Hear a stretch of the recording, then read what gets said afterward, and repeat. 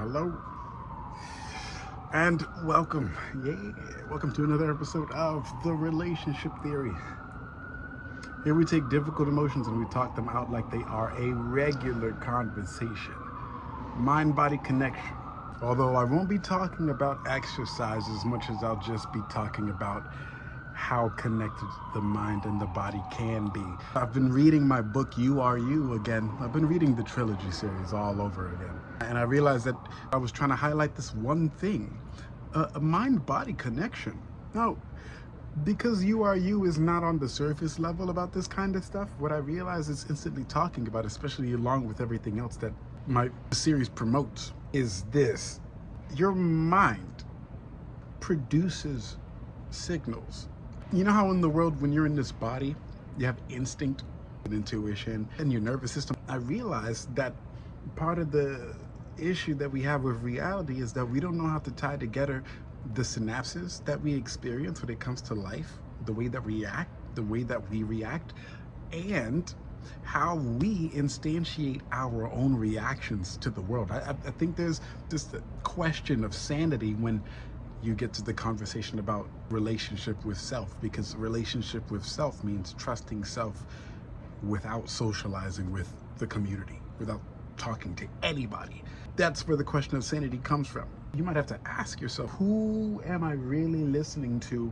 How do I trust my own authority in this regard? And that's what it is. It's a question of authority. The thing is, the word authority in itself is a signal that the mind produced for the body to learn how to articulate so that you can communicate with other people. Now, how do you divide the realization that there's a signal connected that you respond to people, but then when you're by yourself, the signal seems to disappear?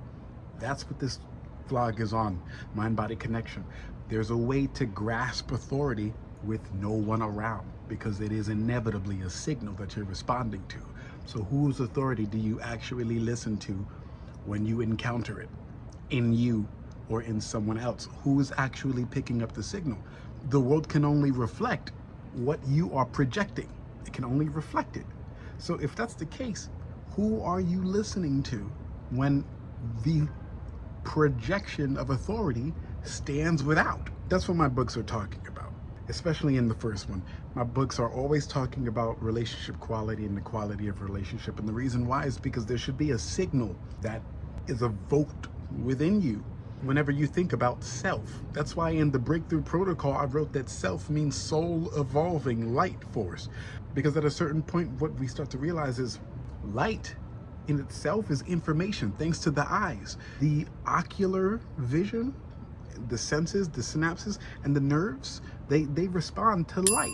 There's a bit of photosynthesis going on. And yet in the phenomenon of manifestation, the book I wrote, what I say about the mind and positivity and negativity is that you can photosynthesize negativity into positivity. When you're having experiences, you can take the experiences as a whole, as a theme, as an episode, and transform it into something worth meanings, worth impactful meaning, worth something of value, something that builds up self-esteem, but something that holds up the integrity of not only how it came into you, but how it's going to leave as well. That's why in You Are You, I said you are the God of what happens next when you realize that what somebody does in Alaska eventually reaches you. You might not know the pattern, but you will still see that it's your turn for something.